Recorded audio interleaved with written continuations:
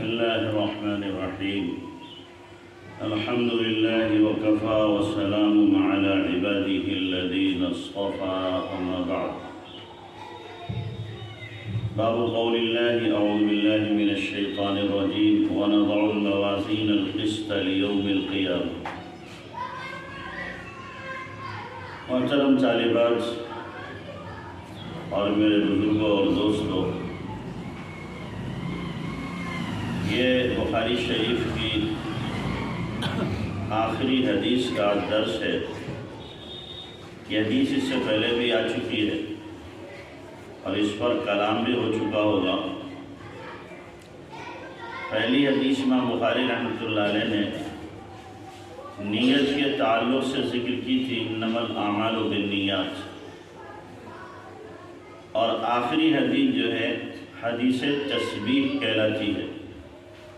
کلمتان حبیبتان الی الرحمن خفیفتان علی اللسان ثقیلتان فی المیزان سبحان اللہ وبحمدہ سبحان اللہ العظیم۔ یہ حدیث تسبیح بھی کہلاتی ہے۔ وہ نیت کے تعلق سے تھی، اور آخری حدیث جو ہے کہ نیت آپ کی کتنی درست ہے اور کتنی غلط ہے، اس کا پتہ قیامت کے دن اس وقت چلے گا جب انسان کے اعمال تلیں گے۔ دنیا میں تو ہر آدمی کہہ سکتا ہے کہ میری نیت بہت ٹھیک ہے، میں جو عمل کر رہا ہوں بالکل خلوص کے ساتھ کر رہا ہوں، لیکن حقیقی پتہ قیامت کے دن چلے گا کون کتنا مخلص ہے اور کون کتنا ریاکار تھا۔ تو امام بخاری رحمۃ اللہ علیہ نے انما الاعمال بالنیات سے ابتدا کر کے اور سبحان اللہ وبحمدہ سبحان اللہ العظیم پر اختتام کر کے گویا سبق دیا اس بات کا کہ جو عمل بھی ہمیں کرنا ہے اخلاص کے ساتھ کرنا ہے، اور اس کی حقیقت کا پتہ قیامت کے دن جب اعمال تلیں گے تو چل جائے گا۔ اور جہاں تک نیت کا تعلق ہے تو ایمان والے کی نیت جو ہے اس کے عمل سے بہتر ہے۔ حدیث میں نبی علیہ السلام نے فرمایا ہے انما الاعمال بالنیات۔ دوسرے آپ علیہ السلام نے فرمایا نیت المومن خیر من عملہ، ایمان والے کی نیت اس کے عمل سے بہتر ہے، اس لیے کہ عمل ایک وقت میں ایک ہی کر سکتا ہے، اور نیتیں ایک وقت میں کئی ساری کی جا سکتی ہیں، ان کا سب کا ثواب حاصل کیا جا سکتا ہے۔ مثال کے طور پر ایک آدمی نے 2 رکعت نماز چاش کی نیت باندھی، 2 رکعت پڑھ رہا ہے اور صرف چاش کی نیت کرتا ہے تو 2 رکعت کا ثواب ہے، اور اگر اس میں نیت کر لیتا ہے اشراق کی بھی، نیت کر لیتا ہے صلاۃ التوبہ کی بھی، صلاۃ الشکر کی بھی، صلاۃ الحاجت کی بھی، تو 5 نیتیں ہو گئی، 2 رکعت پڑھے گا 10 کا ثواب ملے گا۔ عمل ایک ہی ہے، نیت کے مختلف ہونے کی وجہ سے اب اس کو ثواب کیا ہے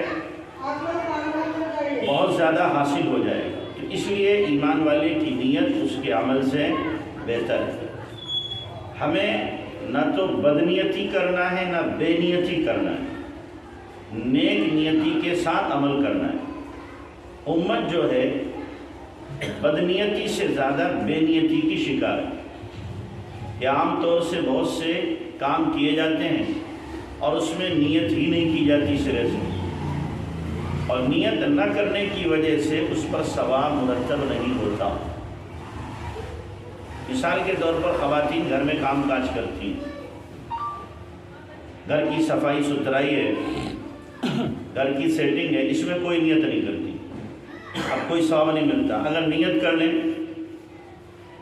نیت یہ کر لیں کہ اللہ تعالیٰ کو حسن ترتیب پسند ہے، اللہ کو نظافت و طہارت پسند ہے، اسلام میں طہارت اور نظافت پر زور دیا گیا ہے، میں اس لیے کام کر رہی ہوں۔ عام طور سے نیت یہ ہوتی ہے کہ گھر میں کوئی آئے گا تو کیا کہے گا گھر گندا ہے، یہ نیت کا فتور ہے۔ ہونا یہ چاہیے کہ میں صفائی ستھرائی اس لیے کر رہی ہوں کہ اللہ کو، اللہ کے رسول کو یہ پسند ہے، اور دین اسلام میں اس پر زور دیا گیا ہے، تو اب اس صفائی پر بھی ثواب ملے گا۔ ایک خاتون برتن دھو رہی ہے، صفائی کی نیت سے، اور ساتھ ساتھ میں اگر یہ نیت کر لے کہ اللہ یہ برتن صاف کر رہی ہوں تو میرے دل کے برتن کو بھی گناہوں سے پاک صاف کر دے۔ گھر کی جھاڑو لگا رہی ہے، ساتھ میں نیت کر لے اللہ جیسے میں نے گھر کو صاف کیا ہے، اس کی گندگی کو دور کیا ہے، اے اللہ میرے وجود میں جو گندگیاں ہیں گناہوں کی وہ دور کر دے۔ اب اس ذرا سی نیت کی وجہ سے اللہ تبارک و تعالیٰ چونکہ ایک طرح کی توبہ ہو گئی تو اللہ تبارک و تعالیٰ گناہوں سے بھی معاف کر دے گا۔ تو اس لیے ہمیشہ نیت اچھی ہو۔ مثال دیتا ہے کہ ایک آدمی نے گھر بنایا اور روشن دان لگایا، کسی نے پوچھا کیوں؟ کہ ہوا آئے گی، اور دوسرے سے پوچھا تم نے کیوں بنایا؟ اس نے کہا کہ اذان کی آواز آئے گی۔ اب جس نے اذان کے آواز کی نیت کی ہے تو ہوا تو اسے بھی ملے گی، لیکن اس نیت کی وجہ سے اس کو ثواب ملے گا۔ میں کہا کرتا ہوں کہ دیکھو فریج جو ہے بخیل بنانے کی مشین ہے۔ پہلے زمانے میں کھانا بچتا تھا پڑوسی کو دے دیتے تھے کہ خراب ہو جائے گا، اب اٹھا کے رکھ دیتے ہیں کہ باسی گرم کر کے کھائیں،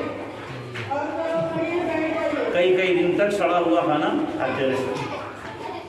تو فریج لانے میں یہ ایک طرح کی کیا ہے بدنیتی شامل ہو جاتی ہے۔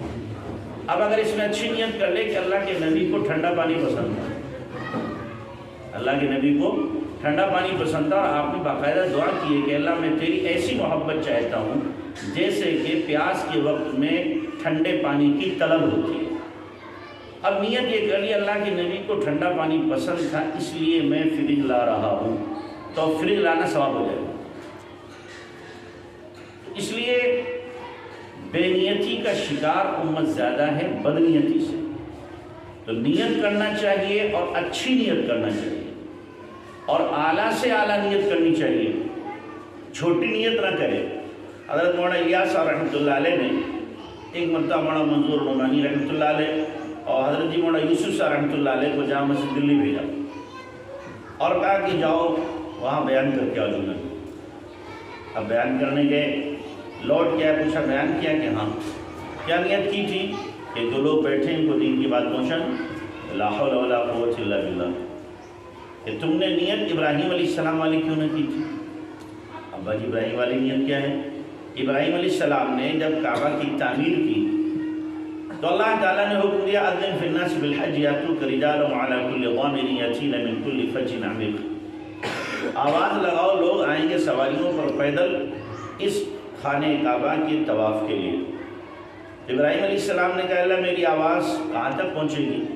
کہ آواز لگانا تیرا کام ہے، پہنچانا میرا کام، نیت کر دو۔ ابراہیم علیہ السلام نے نیت کی، آواز لگائی، تو یہ آواز ابراہیم علیہ السلام کی اس وقت جو لوگ موجود تھے ان کے کانوں تک پہنچی، عالم ارواح میں تھے وہاں ان تک پہنچی، ماں کے رحم میں تھے ان تک پہنچی، باپ کے پشت میں تھے وہاں پہنچی، اور جس نے جتنی مرتبہ لبیک کی آواز کا جواب دیا اتنی مرتبہ وہ کعبۃ اللہ پہنچے گا۔ تو کہا یہ تو نیت کرتا ہے کہ اللہ میں یہاں تیری آواز لگا رہا ہوں، اس آواز کو پوری دنیا تک میری پہنچا دے۔ تو نیت اعلیٰ درجے کی ہونا چاہیے۔ ایک مرتبہ مولانا الیاس رحمۃ اللہ علیہ نے مولانا یوسف صاحب رحمۃ اللہ علیہ سے پوچھا بیٹا تم کیسا بننا چاہتے ہو؟ کہا ابا جی آپ جیسا۔ استغفر اللہ، میرے جیسا بنے گا؟ میں نے ابوبکر جیسی صفات کا حامل اپنے آپ کو بننے کی دعا کی تھی کہ ابوبکر میں جو صفات و خوبیاں تھیں اللہ مجھے دے دے تو میں یہاں تک پہنچا ہوں۔ تو میرے جیسا بننے کی دعا کرے گا تو وہاں تک پہنچے گا۔ تو آدمی کو ہمیشہ نیت اعلیٰ درجے کی کرنا چاہیے، اعلیٰ سے اعلیٰ نیت کرے گا۔ ہمیں تو دینا نہیں، دینا اللہ کو ہے، تو ہم جیسی نیت کریں گے پھر نیت کے اعتبار سے انسان محنت بھی کرتا ہے، جیسی نیت اور ارادے کرتا ہے پھر اسی کے مطابق اس کا جسم محنت کے لیے آمادہ اور تیار ہوتا ہے۔ چھوٹی نیت ہوگی تو پھر ویسے ہی تھوڑی کم ہمتی کے ساتھ آدمی کام کرے گا، اعلیٰ درجے کی نیت ہوگی، بڑی نیت ہوگی تو پھر ویسے ہی آدمی قدم اٹھائے گا۔ اس لیے نیت ہمیشہ اچھی ہونا چاہیے۔ تو اعمال کا دار و مدار نیت پر ہے۔ اس میں یہ بھی یاد رکھیں کہ وہاں امام حنیفہ رحمۃ اللہ علیہ کے یہاں بغیر نیت کے بھی اعمال ہو جاتے ہیں. جیسے وضو کیا کسی نے، بغیر نیت کے اس وضو سے نماز پڑھ سکتے ہیں. امام شافعی رحمۃ اللہ علیہ فرماتے ہیں بغیر وضو کے نیت کیا، بغیر نیت کے وضو کی تو اس کے وضو ہی نہیں، وضو ہوگی نہیں سرے سے. امام صاحب فرماتے ہیں وضو تو ہو جائے گی، اس وضو سے نماز بھی ہو جائے گی، وضو کا ثواب نہیں ملے گا. وضو کا جو ثواب ہے، چہرہ دھوئے تو چہرے کے گناہ، ہاتھ دھوئے تو ہاتھ کے گناہ، پیر دھوئے پیر کے گناہ، مسح کرے تو سر کے گناہ معاف ہوتے ہیں، اور پھر آسمان کے دروازے کھل جاتے ہیں، دعا قبول ہوتی ہے. یہ سب نیت نہ کرنے کی وجہ سے حاصل نہیں ہوگا، نیت کرے گا تو یہ سب ملے گا. تو اب اختلاف ہو گیا. کیا ہو گیا؟ اختلاف. آج کل عام طور سے لوگ کہتے ہیں کہ مولویوں میں اختلاف ہے، اور جو زیادہ بدتمیز قسم کے ہوتے ہیں وہ کہتے ہیں ائمہ کے اختلاف نے امت میں اختلاف پیدا کر دیا. حالانکہ اختلاف جو ہے یہ امت کی فطرت ہے. اختلاف ہمیشہ سے رہا، ہمیشہ رہے گا. انبیاء میں اختلاف رہا. حضرت داؤد، حضرت سلیمان باپ بیٹے ہیں، لیکن ایک قضیے میں دونوں کا فیصلہ الگ الگ. حضرت آدم علیہ السلام کے زمانے میں سگی بہن سے نکاح جائز تھا، اب جائز نہیں ہے. اللہ کے نبی علیہ السلام کی موجودگی میں صحابہ میں اختلاف ہوا. جب اللہ کے نبی صلی اللہ علیہ وسلم نے حکم دیا تھا بنو قریظہ میں جا کے عصر کی نماز پڑھنا، بعض صحابہ نے راستے میں پڑھ لی، بعد میں جا کے وہاں پڑھی، اختلاف ہو گیا. اللہ کے نبی نے کہا دونوں نے ٹھیک کیا. حضرت ابو ہریرہ، حضرت عمر میں اختلاف ہو گیا. ابو ہریرہ رضی اللہ عنہ کو اللہ کے نبی نے جوتے دے کے کہا اعلان کرو جا کر کے کہ جو لا الہ الا اللہ محمد رسول اللہ کہے گا جنت میں جائے گا. حضرت ابو ہریرہ چل دیا. حضرت عمر ملے تو ایک گھونسا لگایا، دور سے سلیم کے بل گر گئے. روتے ہوئے اللہ کے نبی کے پاس پہنچے، پیچھے سے حضرت عمر بھی پہنچ گئے. آپ نے فرمایا عمر کیوں آ رہا تم نے؟ کہ اللہ کے نبی اعلان کر رہے تھے. آپ نے کروایا کہ جی میں نے کرا. اللہ کے نبی اعلان نہ کرے ورنہ امت عمل سے بیٹھ جائے گی. کوئی عمل نہیں کرے. جب لا الہ الا اللہ محمد رسول اللہ کہنے سے جنت میں جانا ہے تو نماز روزی کی ضرورت کیا ہے؟ آپ نے فرمایا تم نے ٹھیک کیا. اختلاف ہوا کہ نہیں ہوا؟ اختلاف ہوا. حضرت ابوبکر رضی اللہ عنہ کے زمانے میں ایک آدمی نے کہا کہ میں اپنی بیوی سے حین تک گفتگو نہیں کروں گا. حین عربی میں وقت کو کہتے ہیں، لیکن وقت کی تعین نہیں. حضرت ابوبکر کے پاس پہنچ گیا کہ جی میں کب تک اپنی بیوی سے بات نہیں کر سکتا. حضرت ابوبکر رضی اللہ عنہ نے فرمایا کہ تم قیامت تک بات نہیں کر سکتے. دلیل قرآن میں ہے وَلَكُمْ فِي الْأَرْضِ مُسْتَقَرٌّ وَمَتَاعٌ إِلَىٰ حِينٍ. یہاں پر حین سے مراد قیامت ہے. پھر وہ حضرت عمر کے پاس پہنچا کہ میں نے اپنی بیوی کو کہا ہے کہ میں تجھ سے حین تک بات نہیں کروں گا، میرے لیے کیا ہوگی؟ حضرت عمر رضی اللہ نے فرمایا 40 سال تک بات نہیں کر سکتا. کہ دلیل کیا ہے؟ کہ قرآن میں ہے هل أتى على الإنسان حين من الدهر لم يكن شيئا مذكورا. یہاں پر حین سے مراد 40 سال. پھر حضرت عثمان کے پاس پہنچا، اس کو چین نہیں پڑا کہ 40 سال میں تو نمٹ جائے گی کہانی. حضرت عثمان کے پاس پہنچا کہ میں نے ایسی سی قسم کھائی ہے کہ بیوی سے حین تک بات نہیں کروں گا، میرے لیے کیا ہوگا؟ حضرت عثمان رضی اللہ نے فرمایا 1 سال کے بعد بات کروں. کا دلیل کیا ہے؟ کہ دلیل قرآن میں ہے تُؤْتِي أُكُلَهَا كُلَّ حِينٍ بِإِذْنِ رَبِّهَا، کہ درخت جو ہے سال میں ایک بار پھل لاتا ہے. وہ سوچنے لگا 1 سال بھی بھاری ہے بغیر بیوی کے رہنا. اب وہ حضرت علی کے پاس پہنچا. حضرت علی سے جا کے کہا کہ میں نے قسم کھائی ہے کہ حین تک بیوی سے بات نہیں کروں گا، میرے لیے کیا ہوگا؟ فرمایا کب قسم کھائی تھی؟ کہ رات میں. جب صبح ہو گئی جب بات کرو. کہ دلیل قرآن کے اندر ہے فسبحان اللہ حین تمسون وحین تصبحون وَلَهُ الْحَمْدُ فِي السَّمَاوَاتِ وَالْأَرْضِ وَعَشِيًّا وَحِينَ تُظْهِرُونَ. تو جا کے بات کر لی. اب یہ 4 خلفائے اربعہ ہیں، خلفائے راشدہ ہیں، اور ایک مسئلے میں چاروں کی آراء الگ ہیں، اور چاروں کی کیا ہے؟ قرآن سے دلیل ہے. یہ بھی نہیں کہ دلیل الگ رہو، قرآن سے دلیل ہے جو نص قطعی ہے. یہ دلائل کا اختلاف ہے، یہ کوئی اپنی مرضی اور چاہت یا اپنی خواہش کا اختلاف نہیں ہوتا.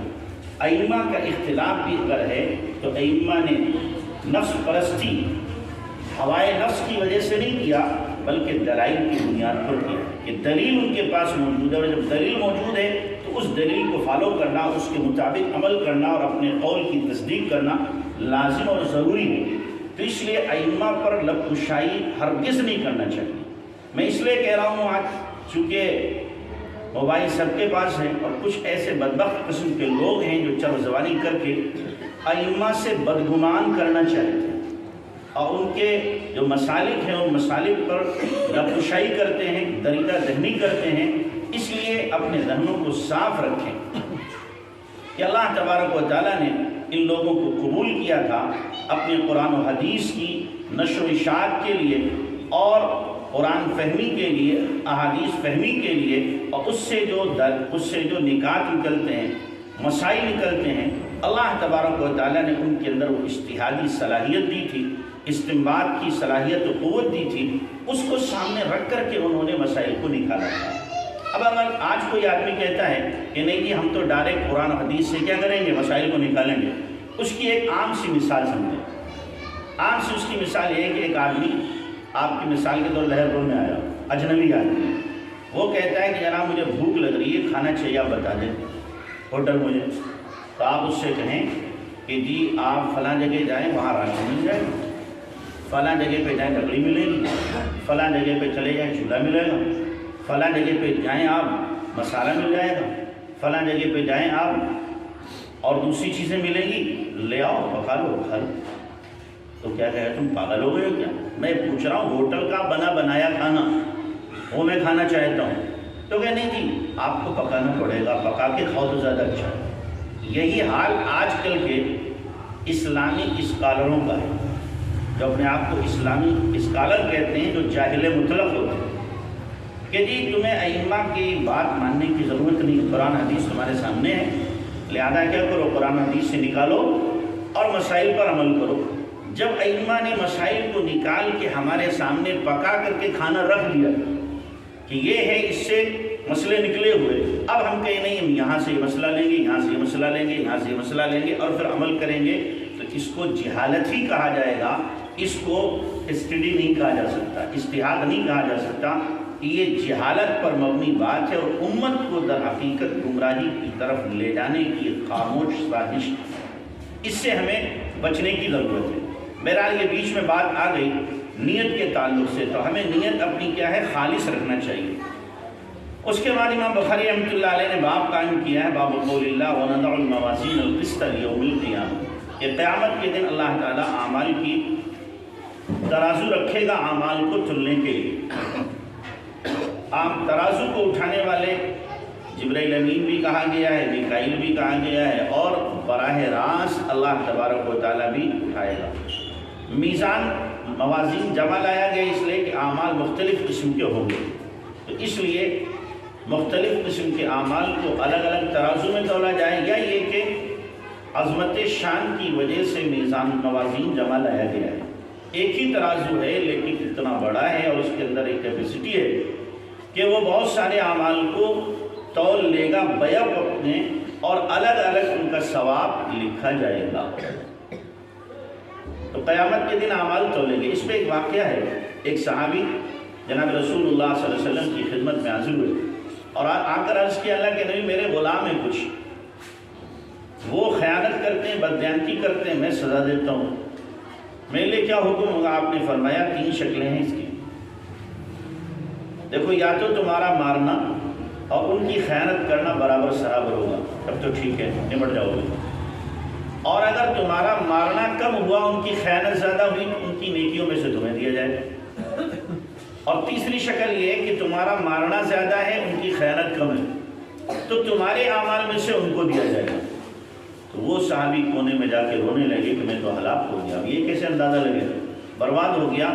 پھر کہا اللہ کے نبی اس کے علاوہ کوئی چارہ نہیں، میں ان غلاموں کو آزاد رکھوں گا ہی نہیں تاکہ یہ نوبت ہی میرے ساتھ نہ آئے۔ تو آپ نے اس وقت فرمایا تھا کہ تم نے قرآن نہیں پڑھا فَمَنْ يَعْمَلْ مِثْقَالَ ذَرَّةٍ خَيْرًا يَرَهُ وَمَنْ يَعْمَلْ مِثْقَالَ ذَرَّةٍ شَرًّا يَرَهُ، کہ جو بھی نیکی اور بدی ذرہ برابر کرے گا قیامت کے دن اسے اپنی کھلی آنکھوں دیکھ لے گا جو میں نے کیا ہے۔ اور یہ باب اس لیے بھی قائم کیا گیا ہے کہ چونکہ معتزلہ کی ایک جماعت تھی جو کہتی تھی کہ اعمال کو تولا نہیں جا سکتا، یہ آراز ہیں، لہذا اعمال نہیں تولیں گے، اقوال بھی نہیں تولیں گے انسان کے، یہ بیکار سی بات ہے نعوذ باللہ۔ لیکن آج کے دور میں یہ بحثی لغو ہے، اس لیے کہ آج کے دور میں تو ہر چیز کو تولا جا رہا ہے، بخار کو بھی، ناپا جا رہا ہے، بلڈ پریشر کو بھی ناپا جا رہا ہے، ہر چیز ناپی جا رہی ہے۔ تو اللہ تعالیٰ نے سائنس کے ذریعے سے بہت سی وہ چیزیں مشاہدے کی کر دی ہیں جس کو ہم کیا ہے غیب کی مانتے تھے، مشاہدے کے طور پر اللہ تبارک تعالیٰ نے اس کو ظاہر کر دیا ہے۔ اب کوئی انکار کرنا چاہے تو انکار بھی نہیں کر سکتا۔ معتزلہ اب بھی تھوڑے سے موجود ہیں حرم میں، تھوڑے سے۔ جو لوگ حرم گئے وہ دیکھتے ہوں گے کہ کچھ لوگ مصلی بچھائے رہتے ہیں، تسبیح ان کے پاس رہتا ہے، قرآن اپنا رہتا ہے، اور نمازیں اتنی پڑھتے ہیں اور اتنی جلدی پڑھتے ہیں، ایسا لگ رہا ان کے اندر موٹر فٹ، کھٹا نمازیں پڑھتے رہیں۔ عجیب و غریب قسم کی۔ اللہ کے نبی علیہ السلام نے فرمایا تھا کہ ان کی نمازوں کو دیکھ کر تم اپنی عبادت کو کم سمجھو گے، یہ اتنی عبادتیں کریں گے لیکن یہ دین سے ایسے نکل جائیں گے جیسے کہ تیر کمان سے تیر نکل جاتا ہے، دین ان کے اندر، ایمان ان کے اندر باقی نہیں رہے گا۔ تو انسان کے اعمال بھی تلیں گے اور انسان کے اقوال بھی تلیں گے، جو بول بولا جا رہا ہے یہ بھی تلے گا، بول بھی تلے گا۔ جو بول بولے آدمی پہلے سوچ لے کہ قیامت کے دن مجھے اس کا اللہ کے سامنے جواب دہ ہونا ہے۔ خاص طور سے خواتین اس سلسلے میں بہت زیادہ بے باک واقع ہوئی، ان کی زبان قابو میں نہیں رہتی، مرد کا ہاتھ قابو میں نہیں ہوتا اور عورت کی زبان قابو میں نہیں ہوتی۔ آدمی کتنی بھی زبان چلا لے لیکن عورت سے جیت نہیں سکتا زبان کے سلسلے میں۔ تو عورتوں کی زبان جو ہے بہت زیادہ بے باک ہوتی ہے، لان تان، اور اسی طریقے سے ناشکری کے لیے زبان بہت لمبی ہوتی ہے۔ اسی بخاری میں دوسرے صفحے پر غالباً حدیث ہے، اللہ کے نبی علیہ السلام نے فرمایا کہ لو احسنت الدہر کلہ، پوری زندگی تم احسان کرتے رہو، ثم رأینا، پھر وہ دیکھیں وہ چیز جو ناگوار خاطر ہے، تو آخر میں یہی کہیں گی کہ میں نے تمہارے یہاں کبھی کوئی بھلائی دیکھی نہیں، مجھے تو تمہارے یہاں چین سکون ملا ہی نہیں۔ یہی زبان پر آتا ہے، یہ عورتوں کی زبان زد رہتا ہے، یہ ناشکری کے الفاظ، ناشکری۔ حضرت تھانوی رحمۃ اللہ نے جو ایک جملہ لکھا کہ کچھ بھی کرو تو ان کے 3 جملے ہوں گے، تمہارے یہاں ملے کیا مجھے؟ 2 لیتھڑے، 2 چیتھڑے، 2 ٹھیکرے، یعنی 2 کپڑے مل گئے، 2 چپلیں مل گئیں، 2 برتن مل گئے، 2 لیتھڑے، 2 چیتھڑے اور 2 ٹھیکرے ملے۔ یہ ناشکری جو ہے انسان کو تباہ کر دیتی ہے، یہ شیطانی عمل ہے، شیطانی۔ چونکہ شیطان نے کہا تھا کہ میں کیا کروں گا، ثم لآتینہم من بین ایدیہم ومن خلفہم وعن ایمانہم وعن شمائلہم ولا تجد اکثرہم شاکرین، کہ میں دائیں سے بائیں سے آگے سے پیچھے حملہ کر کے کیا بناؤں گا، ان کو ناشکرہ بنا دوں گا۔ یہ شیطانی ناشکری کرنا یہ شیطان کے اثر کی وجہ سے، کہ شیطان جب مسلط ہوتا ہے تو پھر سب سے پہلے انسان کو ناشکرہ بناتا ہے۔ کیوں؟ تاکہ یہ نعمت اس سے چھین جائے۔ اللہ کا قانون ہے، لَإِن شَكَرْتُمْ لَأَزِيدَنَّكُمْ وَلَإِن كَفَرْتُمْ إِنَّ عَذَابِي شَدِيدٌ۔ اگر تم شکر کرو گے تو نعمت بڑھ جائے گی، ناشکری کرو گے تو چھن جائے گی۔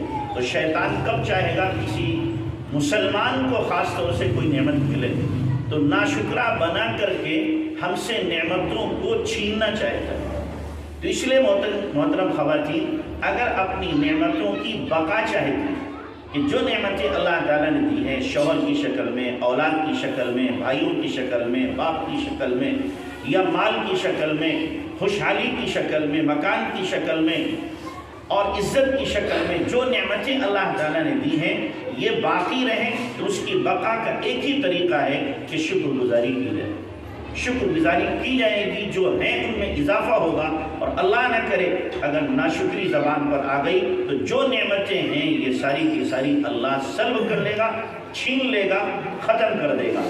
تو اس لیے اپنی زبان کو قابو میں رکھنے کی ضرورت ہے۔ یہ نہ ہو کہ جہاں 4 عورتیں بیٹھی اور وہاں تیری میری شروع ہو گئی، جہاں 4 عورتیں بیٹھی لگائی بجائی شروع ہو گئی، اور اس کو اپنا کمال سمجھا جاتا ہے، نہ بولنا سمجھا جاتا ہے کہ عورت بیوقوف ہے اور بولنے والی عورت کیا ہے، عقل مند ہے۔ حالانکہ نہ بولنا کمال ہے، بولنا کمال نہیں۔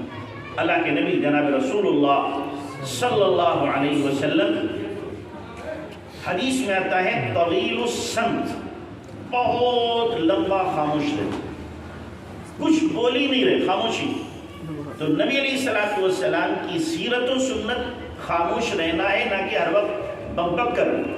آپ علیہ الصلوۃ والسلام کی جو تقاریر ہیں، ان تقاریر میں 2 تقریروں کے علاوہ کوئی تقریر 1-2 منٹ سے زیادہ کی نہیں۔ ایک تقریر تو آپ نے حجۃ الوداع کے موقع پر لمبی کی ہے، اور دوسری تقریر جس میں آپ علیہ السلام نے فتنوں کا بیان کیا ہے، فجر سے لے کر کے ظہر تک، ظہر سے عصر تک، عصر سے مغرب تک مسلسل بیان کیا اللہ کے نبی۔ صحابہ فرماتے ہیں حفظہ من حفظہ ونسیہ من نسیہ، جس کو یاد کرنا تھا کچھ چیزیں یاد ہو گئی، جو بھولنا تھا بھول گئے۔ اس تقریر میں اللہ کے نبی نے قیامت تک جتنے فتنے آئیں گے، ان فتنوں کا سرغنہ کون ہوگا، اس کا نام، اس کے باپ کا نام، اس کے ماں کا نام، خاندان، کیا فتنہ اٹھائے گا، یہ سب کا سب اللہ کے نبی علیہ السلام نے بیان کر دیا۔ یہ سب بیان کیا اللہ کے نبی صلی اللہ علیہ وسلم نے۔ تو یہ 2 تقریریں تو لمبی تھیں آپ کی، باقی جتنی تقریریں ہیں 1 منٹ، 2 منٹ، آدھا منٹ، جب ضرورت آپ نے محسوس کی اسی وقت میں کوئی بات آپ نے ارشاد فرمائی۔ تو اس لیے بولنا کمال نہیں، بولنا سنت نہیں، خاموش رہنا کمال ہے۔ خاموش رہنا یہ بہت بڑا کمال ہے، اس لیے کہ بولنے میں بعض پرس ہے، خاموش رہنے میں بعض پرس نہیں۔ ہمارے سلسلے کے بعض مشائخ ایسے تھے، حضرت سید زوار رحمۃ اللہ علیہ خاموش رہتے تھے۔ اگر کسی نے سوال کر لیا تو اب جو بولتے تھے تو 1-1 گھنٹہ بولتے رہتے تھے۔ کسی نے کہا حضرت ویسے تو خاموش رہتے ہیں لیکن سوال میں بہت بولتے ہیں۔ فرمایا سوال کا جواب دینا میرے دل میں لازم ہے۔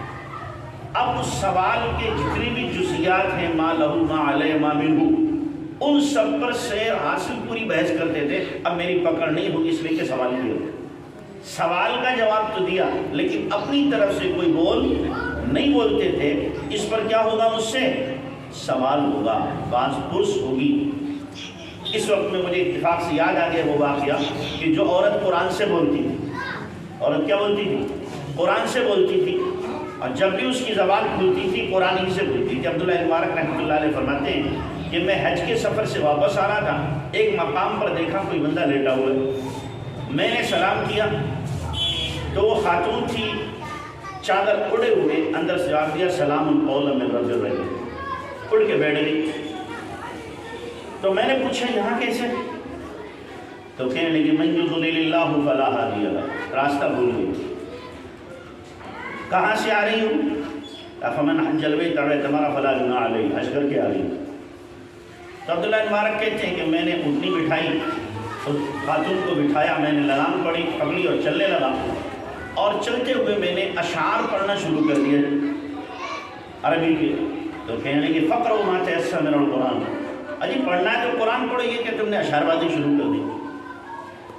کہتے ہیں میں نے اس سے پوچھا کہاں جانا چاہتی ہو، تو کہنے کو دخول مصر انشاءاللہ آمنین، شہر جانا چاہتی ہوں۔ کہ وہاں کون ہے تمہارا، تو المال والبنون زینت الحیات الدنیا، مال بھی ہے بیٹے بھی وہی ہیں۔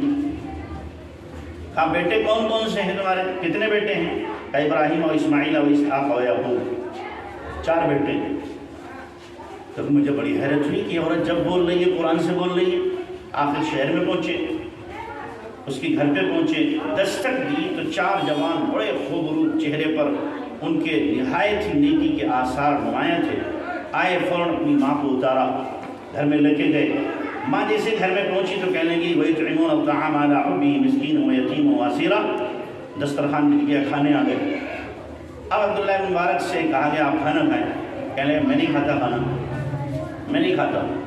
تو عورت کہنے لگی انما نطعمکم لوجہ اللہ لا نريد منکم جزاء ولا شکورا، ہم للہ فی اللہ تمہیں کھلا رہے، تم سے جزاک اللہ بھی نہ کہلوائیں گے۔ کہنے لگی میں نہیں کھا سکتا جب تک کہ تمہاری ماں کا یہ راز سربستہ ظاہر نہ ہو جائے کہ تمہاری ماں جب بولتی ہے قرآن سے بولتی ہے، کب سے یہ حال ہے اور کیوں یہ حال ہے۔ تو بتایا بیٹوں نے کہ ہماری ماں پر خوف الہی کا غلبہ ہے، خشیت الہی کا غلبہ ہے۔ پچھلے تقریباً 27 سال سے میری ماں جب بولتی ہے قرآن سے بولتی ہے، اس لیے کہ قیامت کے دن ہر بول پر سوال ہوگا کیوں بولا تھا۔ اب میری ماں سوچتی کچھ اور بولوں گی تو اللہ پوچھے اور جب میں قرآن ہی پڑھوں گی تو اللہ پوچھے گا کہ اللہ میں نے قرآن پڑھا. اس لیے پچھلے 27 سال سے تقریباً میری ماں جب بولتی ہیں قرآن ہی بولتی ہیں. یہ بھی ایک خاتون ہے کہ قرآن سے کیسا عشق، کیسا لگاؤ، کیسا تعلق، کیسا شغف ہے، اور کتنا استحضار ہے قرآن کا، اور کتنی خشیت کا غلبہ ہے کہ زبان جب بھی کھلے اللہ کا قرآن زبان سے نکلے، اس کے علاوہ کچھ نہ نکلے. اللہ کرے ایسی مائیں ہمیں نصیب ہو جائیں، ایسی مائیں مل جائیں تو پورا سماج ہی سدھر جائے. آج کل کی ماں کی زبان پر گانا ہوتا ہے، گالیاں ہوتی ہیں، لان تان ہوتی ہے، بکواس ہوتی ہے، اور نامعلوم کیا کچھ ہوتا ہے، کیا کچھ ہوتا ہے. اگر یہی زبان قرآن میں استعمال ہوتی، ذکر میں استعمال ہوتی، اور اسی طریقے سے دعاؤں میں استعمال ہوتی، خیر کی بات میں استعمال ہوتی، تو پھر یہ زبانیں مبارک ہوتی اور کتنے لوگوں کے راہ راست پر آنے کا ذریعہ بن جاتی. تو فرمایا وَقَوْلَهُمْ کہ اعمال بھی تلیں گے، اور اعمال کے ساتھ میں جو ہمارے بول ہیں ان کو بھی تولا جائے گا. اور اس کے بعد میں انہوں نے تشریح کی ہے العدل. رومی زبان میں قسطاس جو ہے وہ عدل کے معنی انصاف کے معنی میں ہے، اور کہا جاتا ہے القسط یہ مصدر ہے مقصد کا، اور اس کے معنی انصاف کے ہیں، اور اسی سے ملتا جلتا قاصد کا لفظ ہے، اس کے معنی آتے ہیں ظالم کے، جو قرآن میں بھی ہے مَلْقَاسِطُونَ فَكَانُوا لِجَهَنَّمَ حَطَبًا. اس کے بعد حدیث کی سند ہے، اور پھر آخر میں حدیث ذکر کی ہے. حضرت ابو ہریرہ رضی اللہ تعالیٰ عنہ اس حدیث کے راوی ہیں. امام بخاری رحمۃ اللہ علیہ حضرت ابو ہریرہ رضی اللہ عنہ کی روایت اس لیے لائے ہیں کہ خود ابو ہریرہ رضی اللہ عنہ کا عمل ذکر کا تھا کہ ان کے پاس 1000 گٹھلیاں کھجور کی تھیں.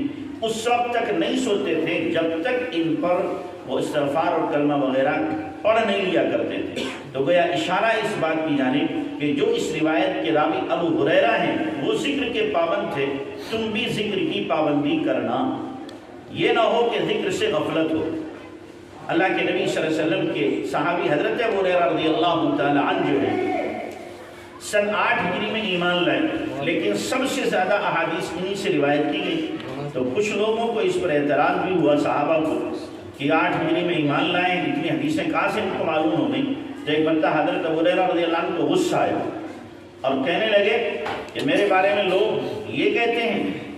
اور پھر فرمانے لگے انصار صحابہ جو تھے ان کی کھیتیاں تھیں، کھیتیوں میں چلے جاتے.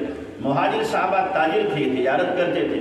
ابو ہریرہ کے پاس تو نہ گھر تھا، نہ در تھا، نہ تجارت تھی، نہ کاشتکاری تھی، صرف دربار رسالت میں صفہ میں پڑا رہتا تھا، اس نیت سے کہ کچھ بول مل جائیں، کچھ موتی مل جائے اللہ کے نبی صلی اللہ علیہ وسلم کی زبان سے نکلے ہوئے ان کو میں چن لوں. کھانے کی فکر نہیں، مل گیا تو کھا لیا، نہیں مل گیا تو روزہ رکھا. اس حال میں پڑا رہتا تھا میں. تو میرا تو کام ہی یہ تھا اللہ کے نبی صلی اللہ علیہ وسلم کی احادیث کو محفوظ کرنا. باقی لوگ اپنے کاموں میں چلے جاتے تھے اور میں دربار رسالت کا 24 گھنٹے کا حاضر باش تھا.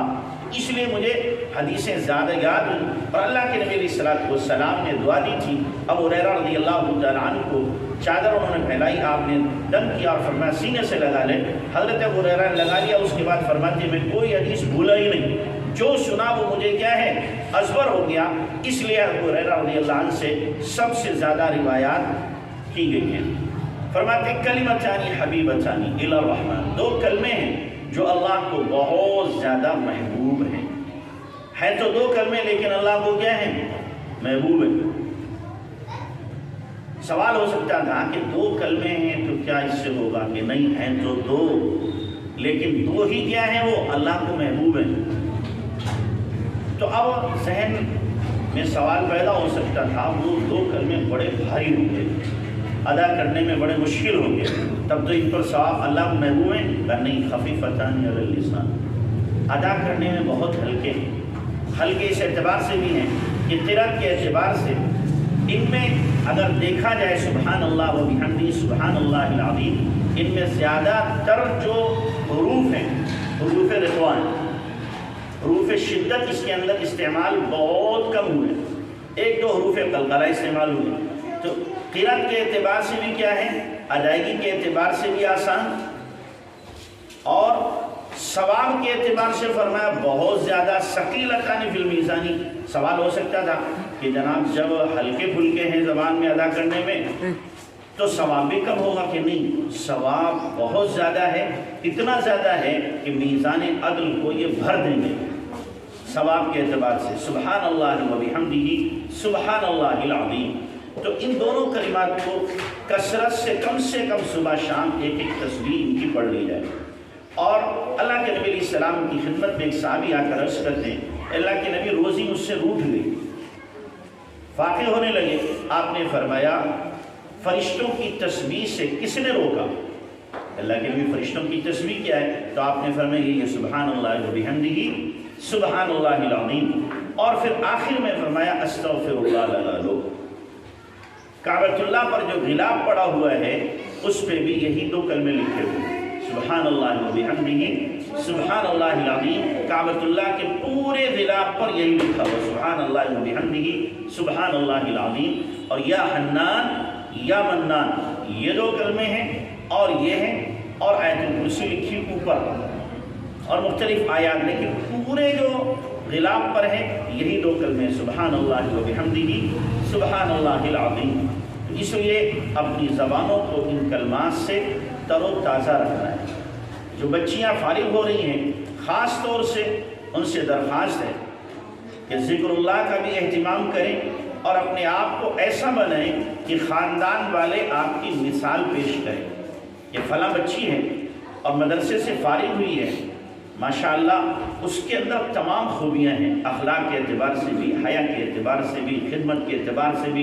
یہ نہ ہو کہ آپ عالمہ بن گئی ہیں لہذا آپ کا مقام بڑا ہو گیا، اب گھر کے کام کاج میں یا خدمت کرنے میں آپ کو شرم آئے کہ میں عالمہ ہوں میں کیسے خدمت کروں. نہیں، علم تواضع سکھاتا ہے، علم بڑائی نہیں سکھاتا.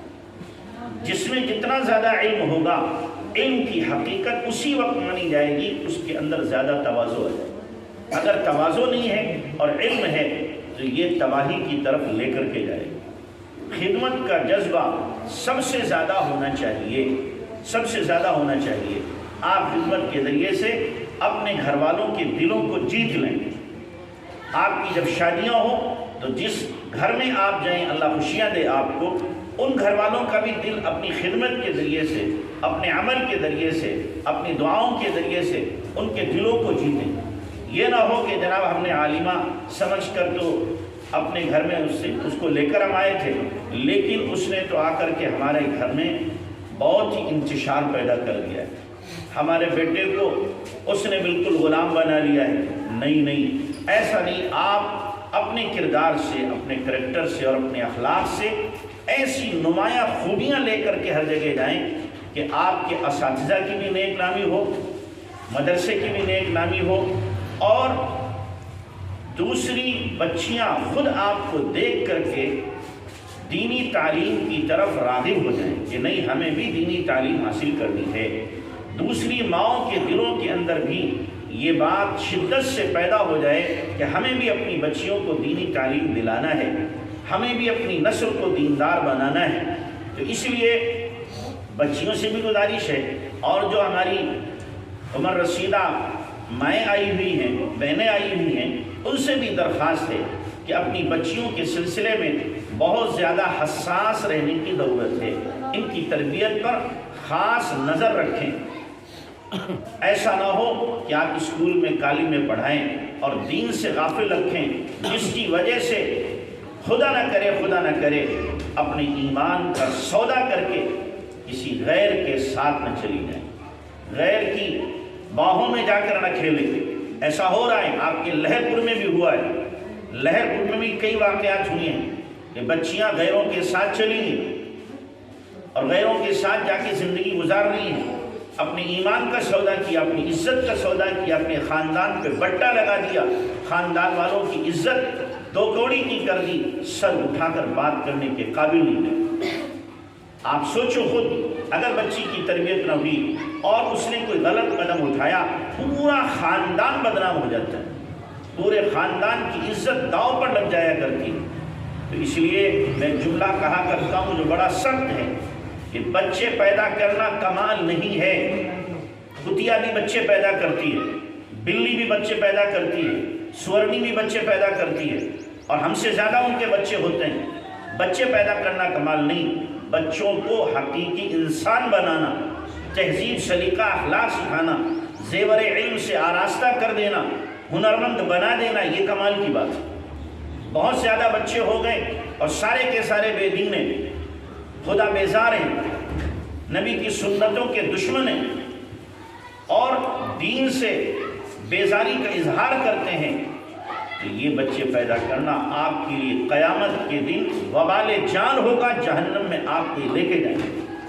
اس لیے بچے کتنے بھی ہوں، سب کے لیے اپنی نیت پختہ رکھو کہ ہمیں سب سے پہلے ان کو دیندار بنانا ہے، پکا ایماندار بنانا ہے، بعد میں جو آپ کو کورس کرانا ہے، جو فنون ان کو دینا ہے، جو ڈگریاں ان کو دینا ہے، دو، کوئی نہیں منع کرتا، لیکن خدا کے واسطے بے دین بنا کر، بے ایمان بنا کر اور ان کے صاف ستھرے دل کو گناہوں کی غلاظت سے اور دنیاوی علوم کو اولاً ان کے سینے میں پیوست کر کے گندا مت کرو۔ یہ سینہ جب گندا ہو جائے گا، یہ دل جب دنیا کی محبت سے لبریز ہو جائے گا، اب اس کے اندر ایمان باقی نہیں رہے گا، دین کی اہمیت اور عظمت باقی نہیں رہے گی۔ اس لیے ہر ماں کی ذمہ داری بنتی ہے کہ اپنے گھر کو دیندار بنائے، ماحول دیندار بنائے۔ ایک بات کہہ کر میں اپنی بات ختم کرتا ہوں کہ دیکھو، گھر میں دینی ماحول لانے کے لیے اولاً تو اپنے بچے بچیوں کو مکتب میں داخل کرو، تعلیم دلاؤ ان کو بنیادی، کہ ہمارا ہر بچہ مکتب میں جائے، قرآن پڑھے، اردو پڑھے اور کم سے کم اتنا علم حاصل کرے کہ اس کے عقیدے درست ہو جائیں، عقائد کا علم ہو، فرائض کا علم ہو، حلال و حرام کا اس کے پاس علم ہو۔ اتنا تو ہر ماں کے ذمے فرض عین ہے، اتنا علم فرض عین ہے، اور اس کے بغیر اگر آپ نے اپنے بچوں کو اسکول میں داخل کیا تو فرض کے چھوڑنے کی مرتکب ہو کر کے یقینی طور پر گنہگار ہوگا۔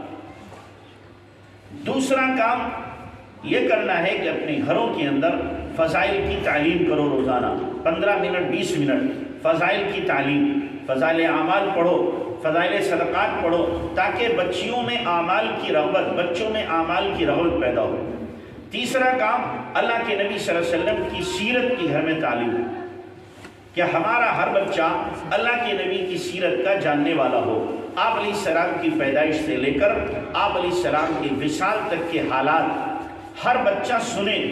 اس کا فائدہ یہ ہوگا کہ ہمارے بچوں کے سامنے ایک آئیڈیل اور نمونہ آئے گا کہ ہمیں کس کو اپنا آئیڈیل بنانا ہے، کس شخصیت کو اپنا نمونہ بنانا ہے۔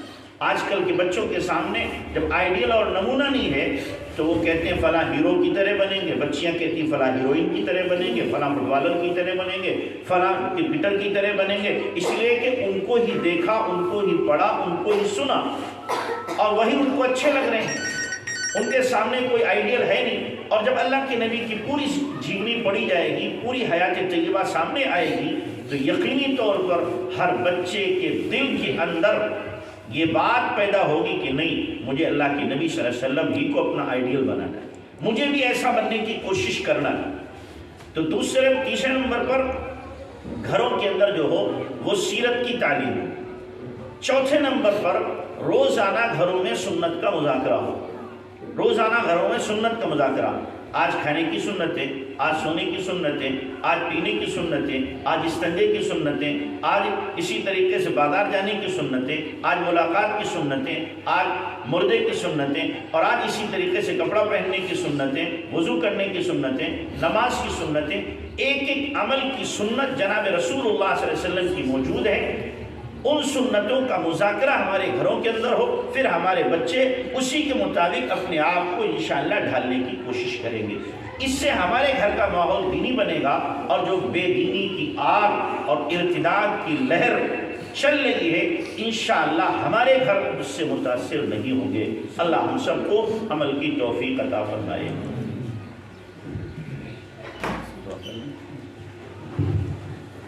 دعا فرمائے۔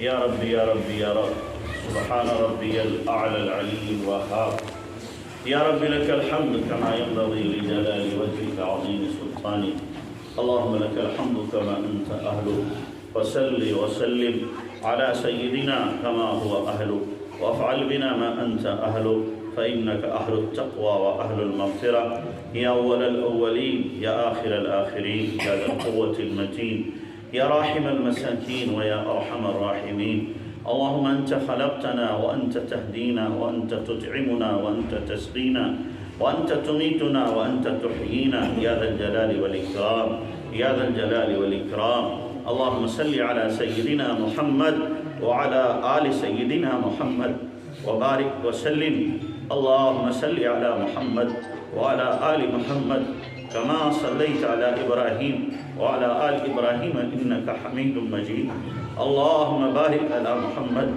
व अला आलि मुहम्मद कमा बारकता अला इब्राहीम व अला आलि इब्राहीम इन्नका हमीदुम मजीद रब्बना ज़लमना अनफुसना व इल्लम तग़फिर लना व तरहमना लनकूनन्न मिनल ख़ासिरीन रब्बना ला तुज़िग़ क़ुलूबना बअद इज़ हदैतना व हब लना मिन लदुनका रहमा इन्नका अंतल वह्हाब रब्बना ला तुआख़िज़ना इन नसीना अव अख़्ताना रब्बना व ला तहमिल अलैना इसरा कमा हमलतहु अलल लज़ीना मिन क़ब्लिना रब्बना व ला तुहम्मिलना मा ला ताक़त लना बिहि वाअफ़ु अन्ना वग़फ़िर लना वरहमना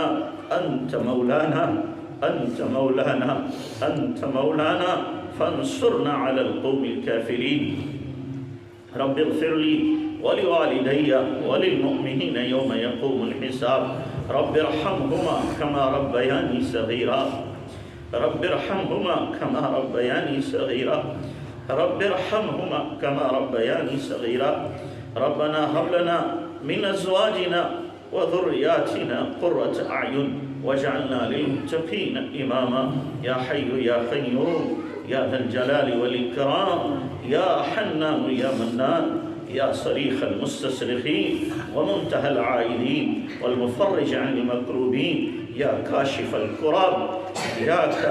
कुरब या इलाहल आलमीन या सनद मन ला सनद लह या अहद मन ला अहद लह इनक़तअ अर्रजा इल्ला मिन्क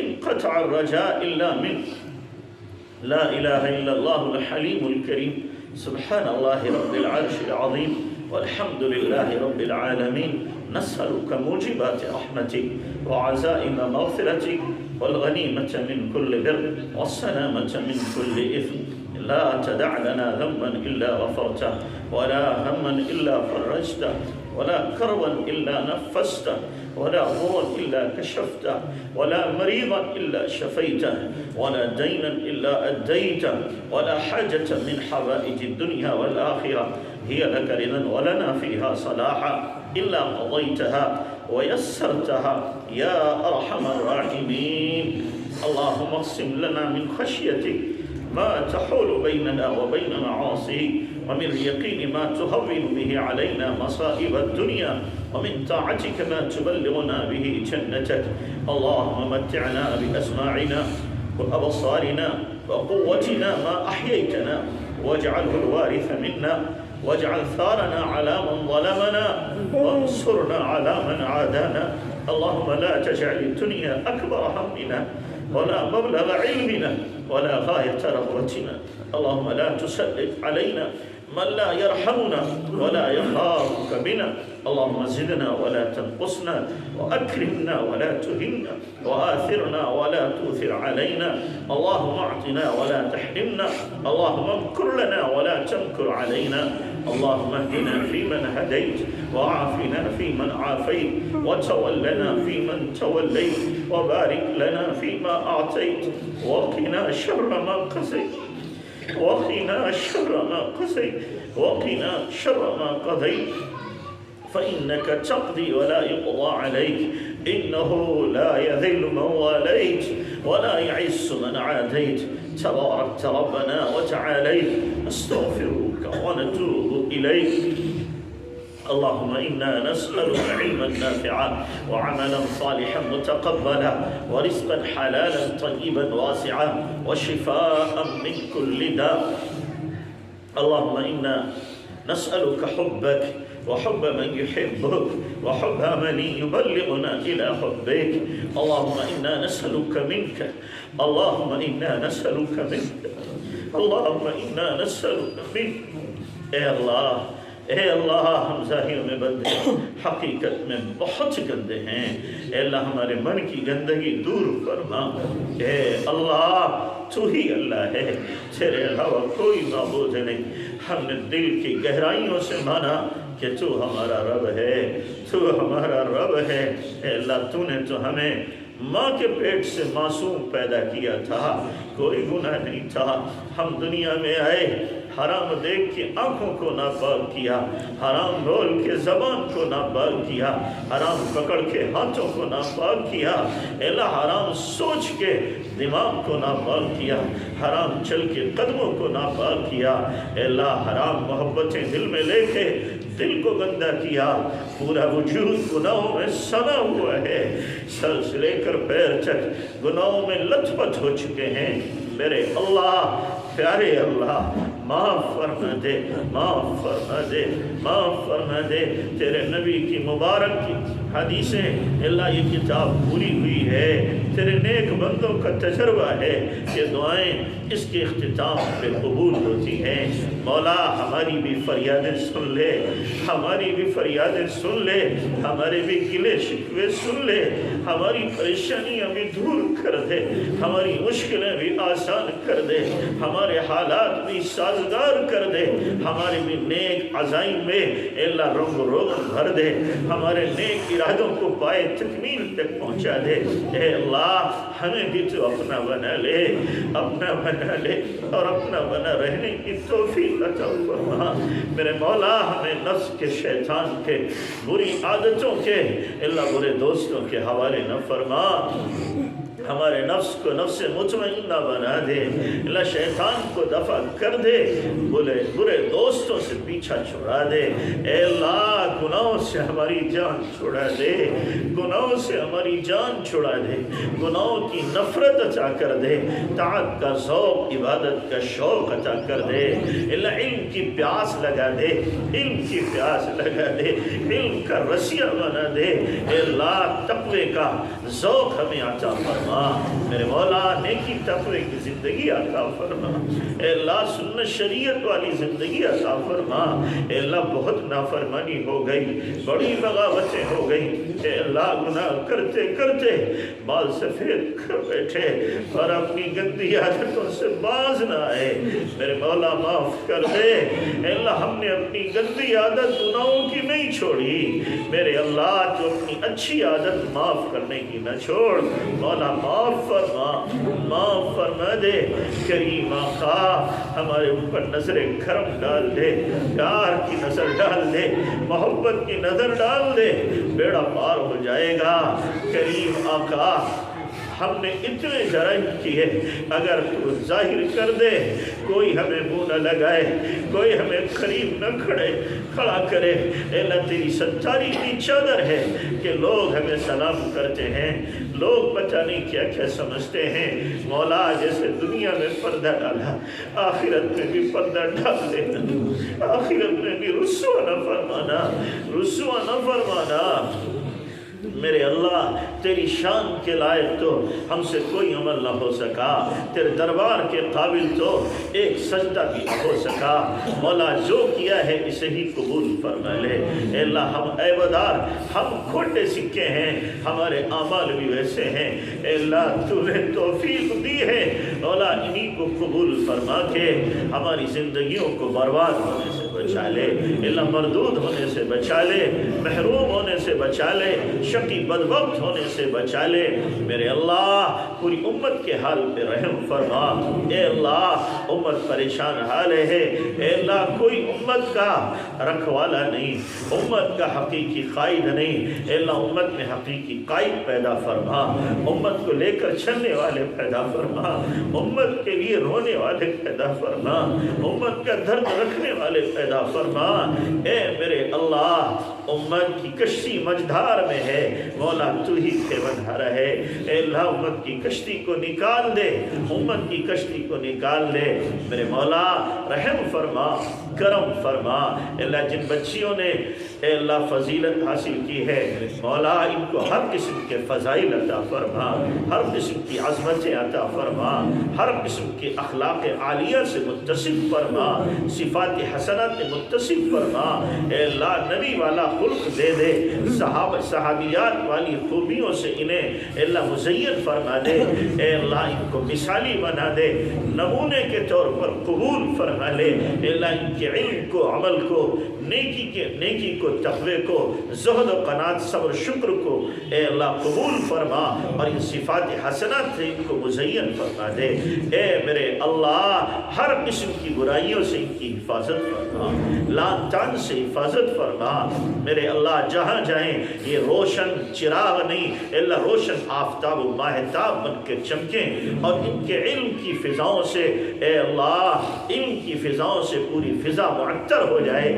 اے کریم آقا قبول فرما، اس ادارے کو بھی قبول فرما، اس کی ضروریات کا غیب سے تکفل فرما۔ اے اللہ جو تعمیری مراحل ہیں اے اللہ بسہولت عافیت کے ساتھ جلد از جلد پائے تکمیل تک پہنچا دے۔ اے اللہ اسباب کو غیب سے مہیا فرما دے۔ اے اللہ تمام مدارس کی، مکاتب کی، مساجد کی، اے اللہ مراکز کی، خانقاہوں کی، مقابر کی حفاظت فرما، ان کی ضرورتیں غیب سے پوری فرما۔ اے میرے اللہ دینی تنظیم و تحریکوں کی حفاظت فرما۔ اے اللہ ان کی محنتوں کو بار آور فرما، اور اپنی بارگاہ میں شرف قبولیت عطا فرما۔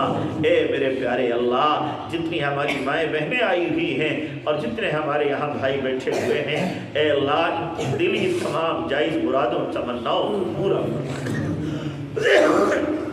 اے اللہ ہمیں بیماریوں سے شفا عطا فرما، ظاہری باطنی بیماریاں دور فرما کر ظاہری باطنی قوتوں سے مالا مال فرما۔ اللہ تمام بے روزگاروں کو حلال روزی نصیب فرما، بے اولادوں کو نیک صالح اولاد عطا فرما، بے بیاہ بچے بچیوں کے غیب سے انتظام فرما۔ اے اللہ ان بچیوں کو جو پڑھ رہی ہیں اے اللہ ان کو گھروں کی خوشیاں عطا فرما۔ اے اللہ شوہروں کی خوشیاں عطا فرما، اولاد کی خوشیاں عطا فرما۔ اے اللہ جتنی مائیں بہنیں آئی ہوئی ہیں اے اللہ سب کی دقتیں پریشانیاں مشکلات دور فرما دے، ہر قسم کی راحت عافیت سکون عزت عطا فرما۔ اے میرے اللہ اپنی مقبول بندیوں میں ان کو شامل فرما لے۔ اے میرے پیارے اللہ کریم آقا ہم تیرا بننا چاہتے ہیں، تو ہمیں اپنا بنا لے۔ اے اللہ نیکوں کو تو ہر ایک چاہتا ہے، اے اللہ جو گنہگار ہے اے اللہ تو ہی ہے جو نظر محبت ڈالتا ہے، تو ہی ہے جو نظر محبت ڈالتا ہے۔ اے اللہ تو نے اپنے گنہگار بندوں کو کہا یا عبادی الذین اسرفوا، یا عبادی الذین اسرفوا۔ اللہ تو نہیں تو اعلان کرایا ہے نبی عبادی انی انا الغفور الرحیم۔ اے اللہ ہمیں بھی معاف فرما، قبول فرما۔ اے اللہ جو بھی ہماری صلاحیتیں استعدادیں قوتیں ہیں اے اللہ اپنے دین کی خدمت کے لیے قبول فرما دے۔ اے اللہ صلاحیتوں کی ضیاء سے ہماری حفاظت فرما۔ اے اللہ دین کی خدمت کا اعلیٰ سے اعلیٰ ہمیں میدان عطا فرما، میدان عطا فرما۔ اے میرے اللہ کریم آقا عزت ملنے کے بعد ذلت سے بچا لے، غنیٰ ملنے کے بعد فقر سے بچا لے۔ اے اللہ ہدایت ملنے کے بعد گمراہی سے بچا لے، صحت کے بعد بیماری سے بچا لے۔ اے اللہ تیری محبت کے ملنے کے بعد محبت کی محرومی سے بچا لے۔ اے اللہ اپنی محبت عطا فرما، اپنا عشق عطا فرما، اپنی معرفت عطا فرما، اپنی ذات سے ذاتی تعلق نصیب فرما، اپنا قرب خاص عطا فرما، اپنی یاد کی دھن دے دے۔ اے اللہ اپنی یاد کی دھن دے دے۔ مولا ہمیں بھی ان میں شامل فرما جنہیں دیکھ کے تو یاد آتا ہے، جنہیں دیکھ کے تو یاد آتا ہے۔ اے اللہ ہمیں ہدایت کی چابی بنا دے، گمراہی کا تالا بنا دے۔ اللہ ایمان کی موت عطا فرما، جمعے کے دن موت عطا فرما، شہادت کی موت عطا فرما، رمضان کے مہینے میں موت عطا فرما، سجدے کی حالت میں موت عطا فرما، اپنے راستے کی موت عطا فرما، نبی کے شہر میں جنت البقیع میں دفن مقدر فرما، حرمین شریفین کی بار بار مقبول حاضری کی توفیق عطا فرما، ہماری دعاؤں کو محض اپنے فضل و کرم سے نبی پاک صلی اللہ علیہ وسلم کے صدقے وسیلے قبول فرما، جزا اللہ عنا محمد ما هو علیہ صلی اللہ علیہ وسلم برحمتک۔